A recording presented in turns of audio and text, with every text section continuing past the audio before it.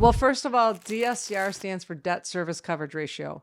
What that means in plain English is that you want to buy an investment property. You don't really have income. You're self-employed. Maybe you're a W-2 worker and you don't make a ton of money, but you have a property you want to buy. You have a down payment. So we don't actually even look at your income. We look at the property, what the property will generate for income versus its debt.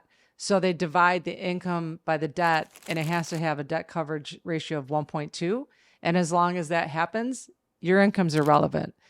Typically, these loans are going to require 20% down and decent credit. I mean, these are not for, credit struggling borrowers, but they're incredible loans. We've done a ton of them because people want to invest in the market, but their tax returns or their, W-2 income isn't enough. So these debt service coverage ratio loans are fantastic. And I think year to date so far at the company I'm at, we've done over $1 billion in, these type of loans. So there's something that are not known about enough, I think, by people. Anyone can qualify for a debt service coverage ratio because you're not counting income.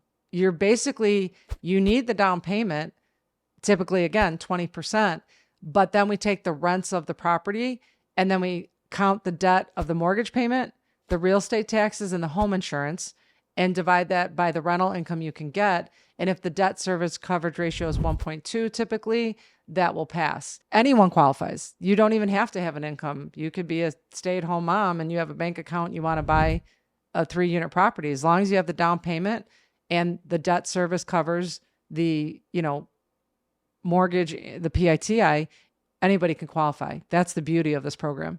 Remember, I'm here for all your mortgage needs. While I do renovation lending, I also do move-in ready. So if you're unsure whether you want to get a fixer-upper or a move-in ready, I can handle both. So please subscribe to my YouTube channel for more news, market updates, and opportunities to save money.